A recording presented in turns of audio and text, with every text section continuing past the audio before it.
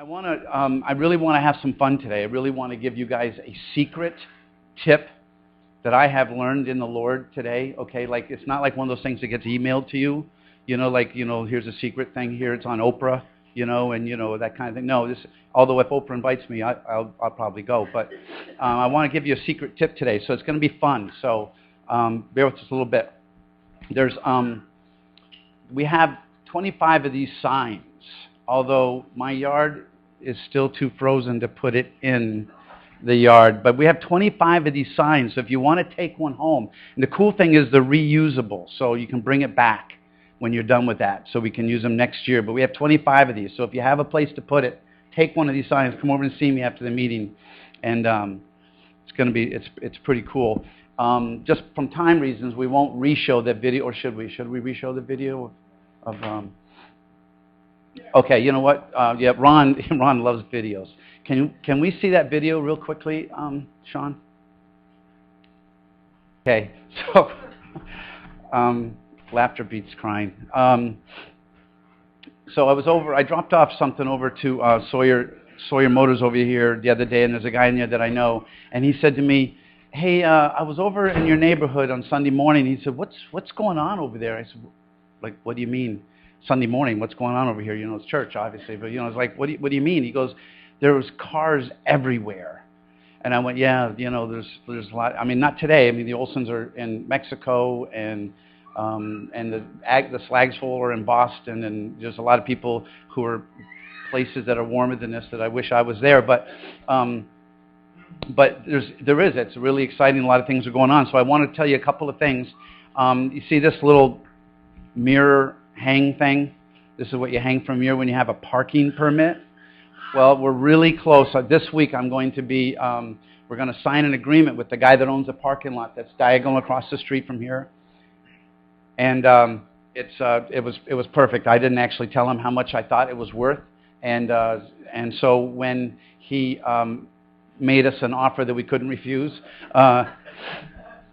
it was half of what I wanted to pay for it. So it's really cool. So we're going to be able to park about 10 cars in that thing. The only thing we have to do is that we're going to put a permit on the car, so people are parked over there that aren't supposed to be can be in trouble. But in order to get a permit, you need to come to church every week so that we can make use of it. And also you have to prove to me you have car insurance. Okay, that'll be just part of the deal. But anyway, so that's in the works, and that's really cool. And so I just wanted to let you know that. So some really cool things are happening. But going back to what I'm saying today, we're going to be mostly in Numbers 22. If you want to get your phones programmed for that. But I want to show you something out of James chapter 1. This is the secret tip that I want to give you today. The secret tip out of James chapter 1. I'm just going to turn to it real quick instead of trying to quote it. James chapter 1. If you see my Bible, this is one of those chapters in the Bible that, I've got ink written all over it. Like, I've got so many notes in here, it's pathetic. And that's why I can't get rid of my Bible, because what would I do with all my notes? It's like, I have to have it. But there's something about James chapter 1 that's always been a little bit of an enigma to me, and that is how he switches subjects so quickly in it. That it doesn't seem like one thing doesn't seem to lead to another. So he says in James chapter 1, verse 2, he says, "Consider it all joy, my brethren, when you encounter various trials or various tribulations." So before I go on, I just want to make sure that we know that there is a difference between trials and tribulations and tragedy. Okay, he's not really talking about tragedy here. When Lazarus died, Jesus wept. Okay, so he's not really talking about distinct tragedy. But he is talking about the trials and the tribulations and the persecutions like that we go through all the time. We go through them all the time. Anybody here is not going through anything right now? It's a really good answer. Good answer. We go through them all the time. And he's saying here, consider it all joy when you go through those things. How many people here, when you go through those things, can say that you are the shining example of this scripture? That you consider it all joy when you go through trials, right? And you know what really amazes me? That we have so little that we can show the world that God is real. We have so little. We can point to the Bible and we can say this, and that. But it's really our lives that are supposed to show the world that Jesus is alive and real. And this, along with love, is one of the two main ingredients. Fruits of the Spirit is love, joy, peace. And it goes on. These are like the two main things. We need to have love that is unnatural, and we need to have joy. And really, to be honest with you, when I look around, look at my life, I'm like, am I an example of joy to the world? Am I showing people that I have joy that's like really weird, that it's supernatural? I shouldn't actually be this happy in a situation that I'm going through? You know, when I throw a really, really good ball and the bowling ball and the game is on the line and I don't get a strike out of it because of some weird thing, am I saying, wow, I'm really happy about that? No, I'm not. What is it about us? What is it about us? And he didn't say, consider it somewhat joyful. He said, consider it all joy. I'm like, wow, something is really wrong here. And then he tells you why you should consider it joy. Because in verse 3, knowing the testing of your faith produces endurance, let endurance have its perfect result, that you may be perfect and complete, lacking in nothing. Sounds great. Just doesn't tell us how. Just tells us why you should do it. Doesn't tell you how. So I'm like, kind of like, okay, that's really great. But I don't really know what to do about it. Okay? And then in verse 5, here is the secret tip. I'm going to give it to you right up front, and then I'm going to show you how to apply it in your life. Here's the secret tip. He changes the subject, I think, in verse 5, and then he says, but if any of you lacks wisdom, let him ask of God. Suddenly, for the first time, after following the Lord for 43 years, suddenly for the first time this week, I looked at this and I was like, oh, the how of joy is the wisdom of God. He tells you why to do it, but the how to do it is that you need wisdom. He's basically, James is saying right here, if you don't have joy in a trial, you don't have wisdom. Because if you had wisdom, you'd have joy. I was like, really, I didn't get that email to me. This is a secret tip that this wasn't in my junk mail filter. Where did this come from? How could this be so plain and obvious and we missed it? And as Christians, we miss it. It's the wisdom of God that gives us joy. Let me just explain it to you. Let me just explain. I know that if you have kids, even if you have a kid, you have troubles. You have problems that you're going through. If you have a house, if you have a car, if you go to work, if you know of anybody in your life, you've got some problems. Okay, so that pretty much is all of us, right? So I'm like starting to grab a hold of this thing. I'm at work. I'm getting a hold of this thing, wisdom of God. So what is it about His wisdom? I'm starting to grab a hold of this. And it's starting to work in my life. And I'm at work Friday, day before yesterday. I'm at work, and I'm. You have to know me. I hate money. I hate money, and yet our lives are so much around money. I hate it. I hate church meetings, money, school, money, house. Half the conversations with my wife about paying this and this is due and we're going to need this. And I hate it. I don't like money at all. I wish we didn't have it, but it's there. And now I run a business and that's all I do. All I do is try to figure out how to get more sales, get more money, to pay the bills. And I'm sitting there looking at my bank account online and I'm like just trying to figure something out. And also I see that little flicker, like the screen changed minutely. And I'm looking at the account and all of a sudden it's $1,000 less than it was a moment ago. $1,000 gone. It said like 10,000 something, and now it said 9,000 and something. I'm like, what happened? So I figured, okay, maybe a check came in at the moment that I happened to be looking at it. So anyway, I look down through the screen, I click on something to make it come up, and I noticed that New York State just took $1,000 out of my account. New York State. You know the government? Yeah, New York State took $1,000 out of my account.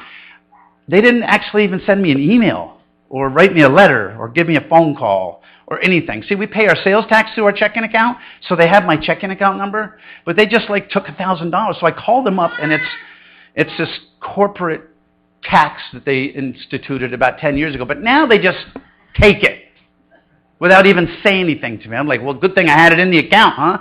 And they said, yeah, it's pretty good, So I got off the phone, I started laughing, okay? Not a typical response from me, okay? Not a typical response when somebody pulls out in front of you, you don't start laughing.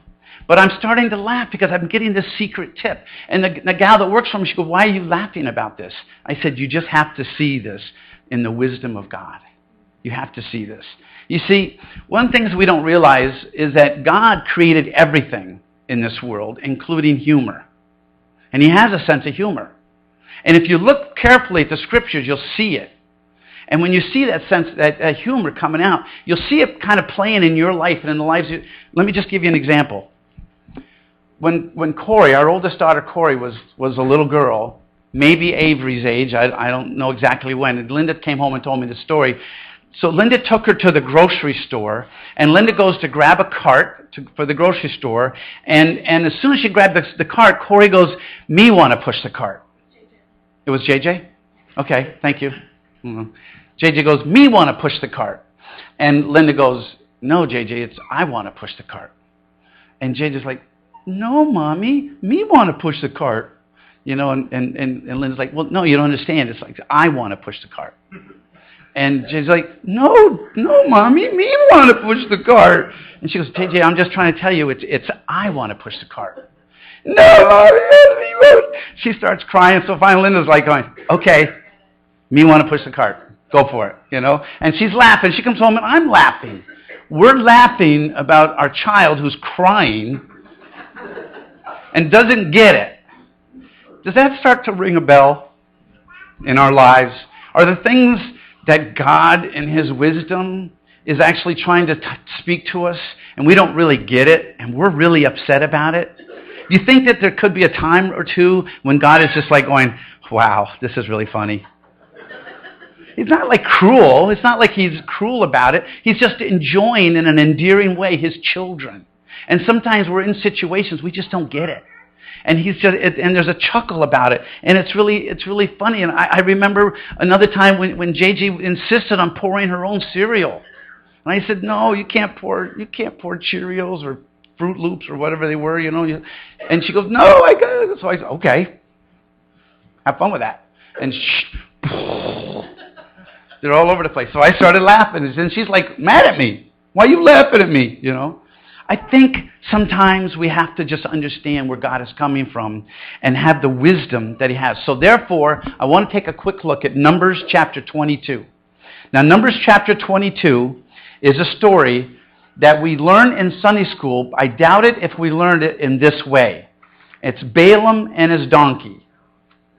Balaam and his donkey. I want to just say a couple of things about this, because this story is like when it comes to humor, it is my favorite story ever. I would love to see the skit guys make a skit out of this. It would be really, really great. But I want to just say a couple things so you can understand this story. I want to tell you about a donkey in a biblical point of view, because this is really important. Most of us don't realize this. But a donkey back then was like a pickup truck to a farmer today. It did everything. It could just transport him to go to church, or he goes out in the fields and picks up hay bales, or he shovels manure into it, or he carries loads, he carries people. A donkey back then was today's pickup truck, a good old Chevy pickup truck. You ride with it, you load with it, you plow with it. It was really, really dependable. A donkey was extremely dependable. Not only were they dependable, you can look this up online, but they were very gentle creatures. You never had to worry about them kicking you or any of that nature. They're very gentle, very friendly, very, very friendly to people. The only drawback, you can look this up under wisegeek.com if you want to. The only drawback to a donkey was their supposed mule-headedness. They're supposed to be stubborn. So, you know, guys, whenever your wife calls you a donkey, I want you to, or worse, I want you to remember this. The reason why donkeys get to a point where they won't move, where they stand, you can't get them to go anywhere, generally speaking, is because they become frightened of something or there's danger present. Okay? So remember that, husbands. When they say you're stubborn, I'm stubborn for a really good reason. Okay? Okay, none of the girls seem to think that's funny. So anyway, donkeys are stubborn for a really good reason. When they sense trouble, they freeze. They won't move anywhere. And Balaam, the prophet, knew this. And yet, when he had problem with his donkey, he should have been alerted that there might have been another problem that existed. Bear that in mind when we tell this story. Okay? Then I also want to know there are some biblical surprises about donkeys besides their physical makeup. The Bible's got so many stories, like Abraham used a donkey when he loaded it up with Isaac to go for the sacrifice. Joseph, all of his brothers, they used donkeys full of sacks to go to Egypt to get food to bring them home. The Bible's so full of it. Moses used a donkey to his trip to go back to Israel to free Israel, and Jesus rode a donkey into Jerusalem before the crucifixion. But some of the things you might not know is there's special laws in the Bible for donkeys. Special laws in the Bible for donkeys. For instance, a donkey's firstborn is the only animal in the entire Bible that God asked for a sacrifice to be given for it. It's the only animal, any animal is born to a farmer, the animal's born, that's it. But when a donkey's firstborn was born, God said, I want a sacrifice for the donkey. That's how special it was. Okay? A donkey is the only animal in the Bible that God says that when you have a Sabbath day, the rest in the Old Testament, when you have a Sabbath day, He said, I want your donkey to rest too.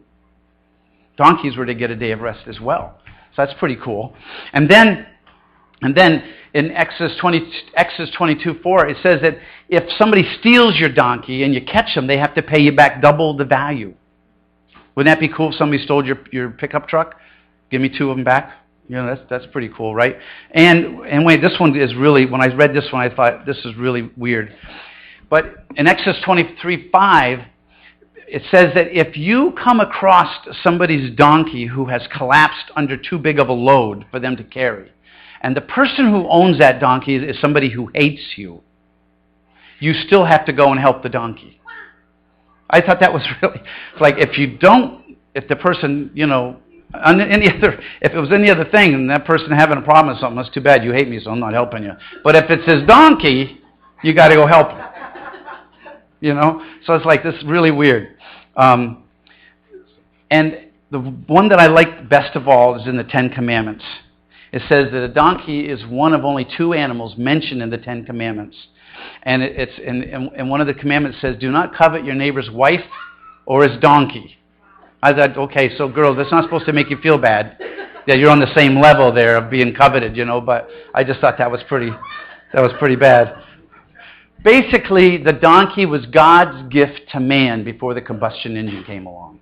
That's basically what it was. So then you also need to know a little bit about the Midianites. The Midianites were people that lived in the land that God was giving to His people. Okay? And the king of the Midianites was Balak, not Balaam, the prophet, but Balak. He was the king of the Midianites. And he sees all of these people come into his land, and they're consuming everything in sight. And he wants them out of there. They're trespassing on his property. He wants them out of there, but he knows he's not powerful enough to do it. So he heard about this guy that lives off on the sticks somewhere, and he heard that this guy talks to God and has a reputation that if he blesses somebody, they get blessed, and if he curses them, they get cursed. So he wants to hire this guy to come over and curse the Israelites. Okay? Now, this is really important too. Balaam is a famous prophet, and he had a reputation for hearing God, and a reputation for blessing people and cursing people, like I just said. But what's interesting is Balaam is not an Israelite. He was not a Jew. And if you talk to a lot of people who kind of like to have everything in a box, they like to have everything under control theologically. You talk to a lot of people, they'll say Balaam wasn't a prophet. He was actually some kind of a sorcerer. He was actually a bad guy. But the reality is, I want you to think outside of the box. He was not a Jew. But let me just tell you that first of all, if he wasn't a prophet of God, he would have been more than happy to curse the Israelites. And the fact of the matter is that when Balak sent an entourage of guys to talk to him and money to him, his first immediate response was, no, I'm not going to do that. And then the king Balak had to get a bigger entourage and more money to send to him. And the second time, and his first response the second time was, no, I'm not going to do that. But then Balaam started to compromise a little bit, and he goes, well, let me pray about it. So, that's part of the story. But if he wasn't a prophet of God, that wouldn't have been an issue. And then in Numbers, he says, when he does pray to God, he goes, let me go and find out what the Lord says. And in your Bibles, you're going to see that word Lord is capitalized, all capital letters, Lord, capital. And whenever the Bible does that, it's because the real word in the Hebrew there is Yahweh, or the word for one true God. So the Bible is clear that Balaam was praying to God, our God. Okay, so he wasn't praying to a false god. And then finally, he prophesied about the coming of Jesus. And it was the prophecy that the three wise men used to tell about the star that would lead their way to them. He prophesied about the coming of Jesus. So I'm just saying that, you know what? God throws surprises at us. And here he's got a guy that's not even an Israelite. And he's working for God. So anyway, yes. So he turns down the first offer. The second offer, he turns it down. And then he goes, well, let me just see what God, maybe God will change his mind. Let's pray about it overnight, And this is where it gets really interesting. And this is where it can really help us when we think about this. This is where you start to say, okay, you know what? If you want to pour your own cereal, then go ahead and pour your own cereal. So Balaam came the second time for the same thing, and he goes, God, can I go with them? And God this time says yes, in a way of like, go ahead, pour your own cereal. Okay? Because he turns around in Numbers and it says that God is angry with Balaam. In other words, he's not really happy. Balaam should have just said, whatever you want, God, that's it. But basically, he's compromising and he wants his own way. And God's okay, pour your own cereal. You want to go, but make sure you only say what I want you to say. Let's take a look at Numbers chapter 22 and starting at verse 19. This is really, really cool. Numbers 22, verse 19. He says, taking up right where we left off here, it says, please, if you stay here tonight, Balaam says to them, I'll find out what else God will speak to me. What else the Lord will speak to me. Then God came to Balaam at night and said to him, if the men have come to call you, rise up and go with them, but only the word which I speak to you shall you do. So Balaam arose in the morning, he saddled his donkey, he went with the leaders of Moab, but God was angry because he was going. And the angel of the Lord took his stand in the way as an adversary against him. Now he was riding on his donkey, and his two servants were with him. Verse 23, when the donkey saw the angel of the Lord standing in the way with his sword drawn in his hand, the donkey turned off from the way and went into the field. But Balaam struck the donkey to turn her back into the way. Then the angel of the Lord stood in a narrow path of the vineyards with a wall on this side and a wall on that side. And when the donkey saw the angel of the Lord, she pressed herself to the wall and pressed Balaam's foot against the wall. So he struck her again. Just stop to think about it. Donkey probably weighs 1,000 pounds. Your foot's along the side. The donkey leans into the wall. You got 1,000 pounds of weight pushing your ankle into the wall. It probably really felt pretty darn bad. Okay? So Balaam strikes the donkey again. And then the angel of the Lord went further. And he stood in a narrow place where there was no way to turn to the right or the left. And when the donkey saw the angel of the Lord, she laid down under Balaam. So Balaam was angry, and he struck the donkey with his stick. Okay, and then the Lord opened up the mouth of the donkey, and she said to Balaam, what have I done to you that you've struck me these 3 times? Then Balaam said to the donkey, because you have made a mockery of me, if there had been a sword in my hand, I would have killed you by now. Okay, let's just stop. Let's just stop. Just for a moment, think about this. The donkey is your car, okay? Your car's been acting up. You've been having trouble with it. And finally it quits on the side of the road, and you go out and you kick the stupid car. You're so mad, you kick the car, okay? And the car begins to speak to you. Why are you kicking me? What would be your typical response? You would be like, oh my God, I'm really sorry. You would freak out if your car spoke to you. You would freak out. It would be the funniest thing ever. You'd say, I can't wait to tell all my friends my car spoke to me. You'd be like, or you'd be too embarrassed to do so, whatever. But it would be an amazing thing if it ever happened to you. What does Balaam do? He starts talking to the donkey. Imagine your car starts talking. Why are you kicking me? Because you're not running right. I just picture God setting this whole thing up. Look, I didn't want Balaam to go in the first place. He's asked me again. I'm saying, okay, go ahead. Go. If that's what you want to go for it. But I'm going to hinder you every step of the way. So he hinders him. Sets the angel in front of the donkey. The donkey gets, Balaam should have known the first time something was wrong when the donkey didn't want to go. He should have even known better the second time. And then here's the third time. I can just see God in heaven, like with his, watch this. This is going to be really good. This is going to be like the best video you ever saw. And the donkey starts talking to him, and then Balaam starts talking back to the donkey. I can just see all of heaven falling down and laughing. Laughing because of what's going on. Now, there are some things that we know that we really need to learn from this, because it's this wisdom that we need implanted into us, so that when we get into the situation, we are not going to be like Balaam. Okay? It's this wisdom. All right? So, why was God angry at Balaam even though he let him go? Because he knew Balaam's heart. He knew that something needed to be done. This is us. Something needs to happen in our hearts. Right? Why? Question number 2. Why did the donkey see God's angel and the prophet didn't?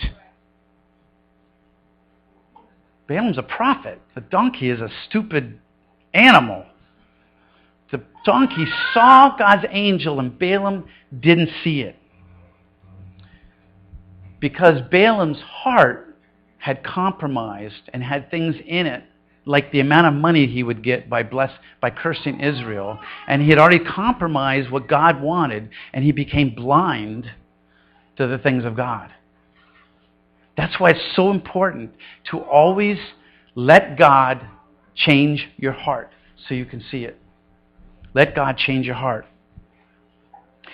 If the donkey is so friendly and reliable and he's suddenly not working, why didn't even Balaam recognize the behavior of the donkey? Another thing that comes up in the story is if the angel had a sword, if the angel had a sword, if he wanted to, he could have wiped them all out. That wasn't his point. That wasn't his point. It's really being blinded by the thing that's in your heart, not listening to God, not doing the right thing. Linda's car has sensitive tires. Let's just put it that way. She's got sensitive tires on her car. And every once in a while, her little tire gauge will say, this tire's low. Put air in it. And I'm like, ugh. Gotta stop and put it. And it's like this winter was really cold, and stop and put air in this stupid car. And I'd keep looking at the tire, and I'm like, there's nothing wrong with this tire. And I'd literally kick it, and it feels good to me, And then this goes on for a number of months, and then we're driving back from Richmond, and it's like 11 o'clock at night, and we're on the New Jersey Turnpike, and her tire blows up. Her tire blows up. It turns out that there was a real problem with the tire. But I was too lazy to get down under the car and actually look at it. So I just put air into it and kicked it a few times. This is Balaam. This is what happens when we don't let God speak to us because I've got other things to do. I'm not getting down on my hands and knees and going to take a look at that tire under there. We've got to be listening to God when He's talking to us. And this is where that wisdom of God begins to come into play. How can I have joy, all joy, in the midst of these trials and tribulations? Let me get a different perspective of how God sees this thing. How does God see $1,000 going out of my checking account? It's another mosquito that flew by the front door. Well, not lately. But soon, I hope. How many people are hoping for mosquitoes this year? That's change of perspective, huh? No? Kurt said no. Right now, I'll take a mosquito. Jesus endured the cross, Hebrews says, because of the joy that was set before Him. It's the wisdom that teaches us to have joy.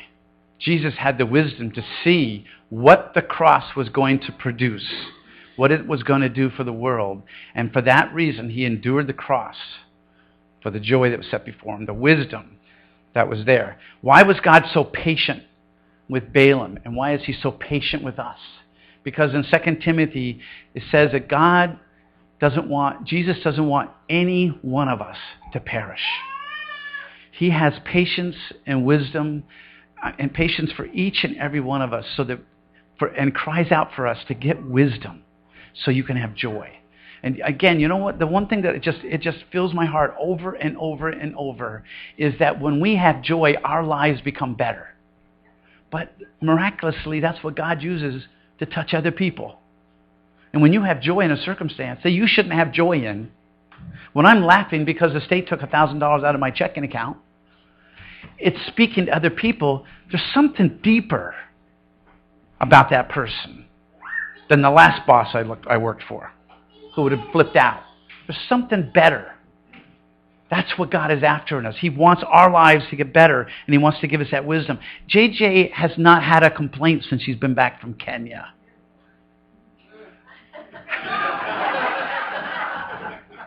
For a couple of days. Not in public.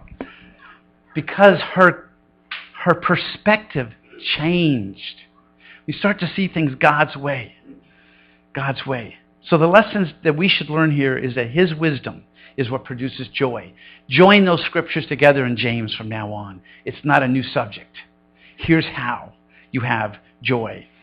Be sensitive to your wrong attitudes because they will blind you.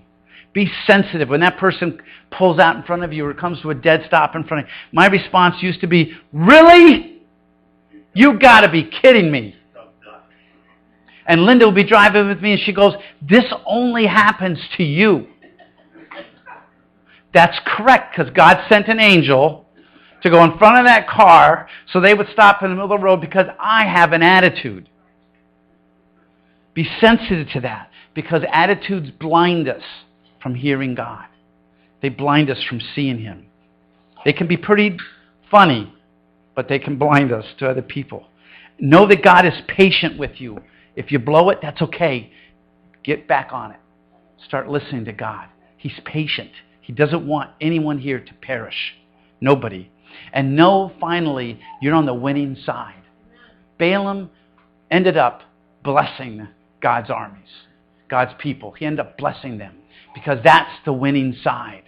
He wasn't about to go on the losing side. If you're here, God is going to win. He's already won. The enemy is the only one that hasn't come to grips with that. And he will do anything in his power to keep you from being on the winning side.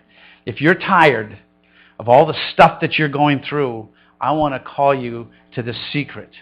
Get wisdom for the trials that you're going on. Get on the right side of the trials that you're going through. And remember Balaam once in a while. It's good for a pretty good laugh in the middle of those trials. Remember Balaam. If you start talking to your car, come see me immediately.